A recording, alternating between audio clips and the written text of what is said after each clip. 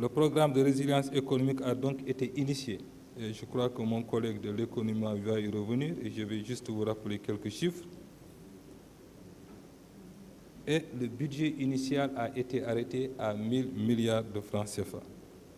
C'est dans ce contexte qu'une loi de finances rectificative aussi a été promulguée sous la forme d'une ordonnance prise par le chef de l'État, puisqu'il fallait aller vite et frapper fort, le virus n'attendant pas bien sûr. Il en a découlé une réévaluation de nos ressources, de même qu'une révision de notre niveau de déficit, qui est passé de 3%.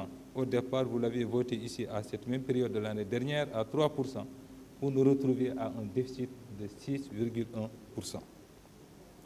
La mise en œuvre du plan de résilience a connu un franc succès, grâce à la mobilisation satisfaisante des ressources internes, d'abord des recettes fiscales, mais surtout des contributions volontaires des Sénégalais, pour un montant d'environ de 20 milliards de francs CFA, et grâce aux appuis exceptionnels de nos partenaires financiers, et surtout aussi à l'accélération des procédures de contractualisation de nos paiements.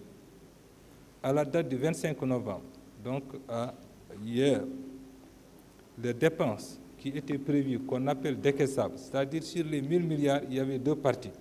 Une partie qu'on dit décaissable, donc qu'on doit payer, de 628 milliards,4 millions, 628 milliards 400 millions, et une autre partie qui n'était pas décaissable parce que ça constitue des efforts donc, financiers de l'État dans le cadre de la renonciation de ces recettes fiscales pour la différence donc, des 1000 nets de 628 milliards,4 francs CFA.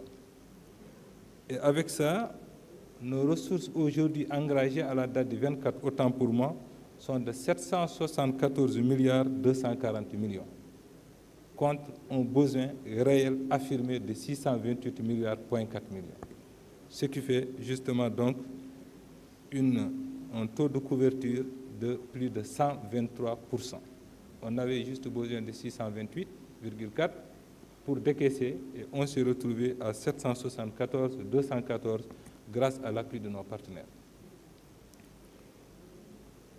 Tandis que les mesures fiscales et douanières évaluées, effectivement, aussi ont connu disons, un niveau de réalisation très satisfaisante. Mais malgré cela, et je rappelle qu'on a les dépenses Covid qui ont été exécutées, ce sont les 1 000 milliards intégrés dans le budget. Nous rappelons aussi que le budget général a été exécuté tel qu'il a été arrêté, modifié bien sûr de ces 1 000 milliards qu'il a portés au niveau qui sont contenus dans justement l'ordonnance qui a été signée par son Excellence le Président de la République Macky Sall.